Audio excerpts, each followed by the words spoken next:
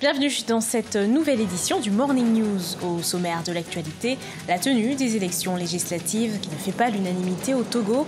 Plusieurs milliers de partisans de l'opposition ont à nouveau manifesté ce 1er décembre. Ils demandent l'arrêt du processus électoral. Sika Cameroun ouvre une usine de production d'adjuvants pour béton à Douala. L'entreprise entend améliorer la qualité des constructions dans le pays. L'entreprise mise sur la sécurité, l'environnement et la qualité. Et puis au Kenya, Mister et Miss Albinos ont été élus à Nairobi ce 1er décembre, un concours de beauté particulier qui a pour objectif de lutter contre la stigmatisation des personnes albinos. Au Togo, nouvelle manifestation de l'opposition à quelques jours de l'élection législative. Ils demandent l'arrêt du processus électoral avant le scrutin du 20 décembre. La campagne électorale s'ouvrira ce mardi 11 décembre. Les explications de Sharon Camara. La tenue des élections législatives le 20 décembre prochain ne fait pas l'unanimité au Togo. Les 14 partis de l'opposition et leurs partisans sont descendus dans les rues du pays afin de dénoncer ce scrutin ainsi que le texte de la réforme constitutionnelle soumis à l'Assemblée par le gouvernement. 2 mesures qui s'inscrivent pourtant dans la feuille de route établie par la CEDEAO. Dès le lendemain de cette feuille de route, de l'adoption de cette feuille de route, l'opposition regroupée dans la coalition de l'opposition a estimé que la date du 20 décembre était irréaliste. Donc, de ce point de vue, tout a été fait, on va dire, de leur côté, pour démontrer en réalité que cette date était irréaliste. En attendant la réaction de la CEDEAO, la campagne électorale s'ouvrira ce mardi 11 décembre pour les législatives, une journée où, à défaut de pouvoir manifester à cause du code électoral, l'opposition appelle à une journée Togo mort, un moyen de démontrer que les réclamations de l'opposition, parmi lesquelles figure le départ du président Faure Gnassingbé, sont toujours d'actualité. En réalité, il faut comprendre que l'opposition, comme la secrétaire générale de la Convention démocratique des peuples africains, qui est à la tête de cette coalition, l'a clairement dit au lendemain de la feuille de route. Pour eux, le cœur du problème, ce n'est ni les élections législatives, ni en réalité les réformes. C'est la candidature de Faure Gnassingbé en 2020. Depuis le mois d'août 2017, le Togo est plongé dans une crise politique. À l'appel de la coalition de l'opposition, des milliers de manifestants sont descendus dans les rues de la capitale Lomé et dans d'autres villes du pays afin de réclamer la démission du président Faure Gnassingbé au pouvoir depuis 2005 et aussi le retour à la constitution de 1992. Au Burundi, l'ancien chef d'État Pierre Buyoya est visé par un mandat d'arrêt. La justice burundaise l'accuse d'être impliqué dans l'assassinat du premier président Hutu, démocratiquement élu en 1993, Melchior Ndadaye. Cet assassinat avait été le point de départ d'une guerre civile qui avait fait plus de 300 000 morts. L'ancien président, de son côté, dénonce une manipulation politique.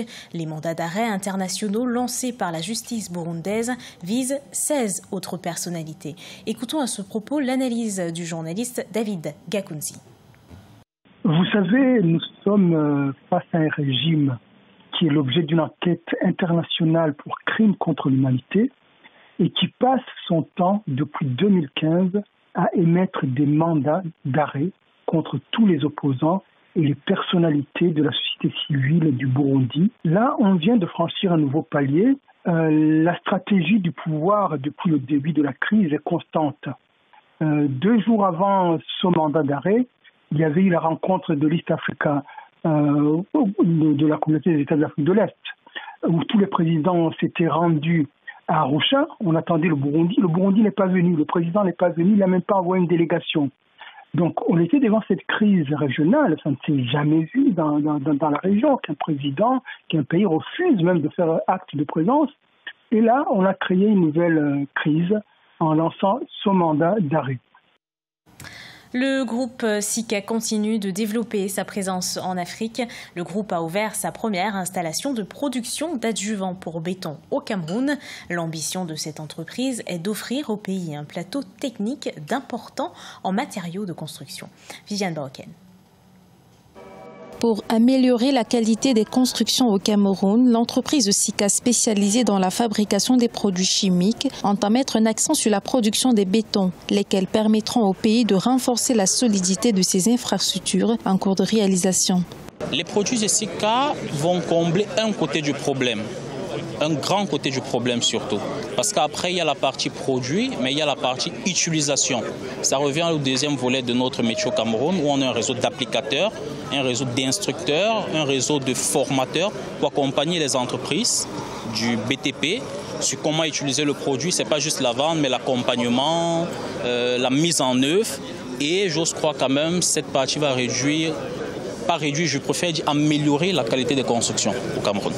Outre la fabrication des adjuvants de béton, Sika Cameroun intervient également dans les domaines phares tels que l'étanchéité, le collage, le revêtement de sol, la rénovation et l'industrie. Son expérience, son expertise et son accompagnement vis-à-vis des consommateurs classent Sika comme leader sur le marché. Les produits Sika sont des produits bien acceptés sur le marché camerounais parce que ce sont des produits déjà référencés et bien connus depuis longtemps.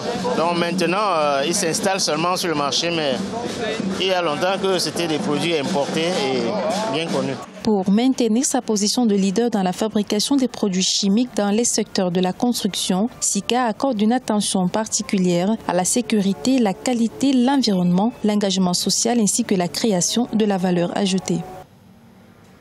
Les personnes atteintes d'albinisme étaient à l'honneur au Kenya ce 1er décembre. L'association caritative Albinism Society of Kenya a organisé un concours de beauté, Mr. and Miss Albinos 2018, un concours destiné à les mettre en valeur. L'objectif de ce défilé, vaincre les préjugés et superstitions liés à cette anomalie de la pigmentation cutanée. Adidjatou Badawi. Des femmes et des hommes qui arborent des colliers et des vêtements qui reflètent la culture africaine pour un défilé de mode. L'objectif de ce défilé est de célébrer les personnes atteintes d'albinisme au Kenya, affirmer leur dignité en tant qu'êtres humains à part entière.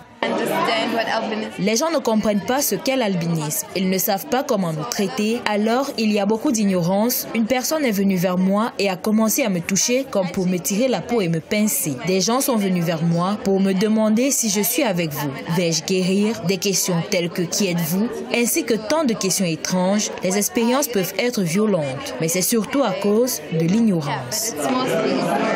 L'albinisme est une maladie héréditaire rare, non contagieuse et génétique qui entraîne une absence de pigmentation des cheveux, de la peau et des yeux, entraînant une vulnérabilité au soleil et à la lumière vive.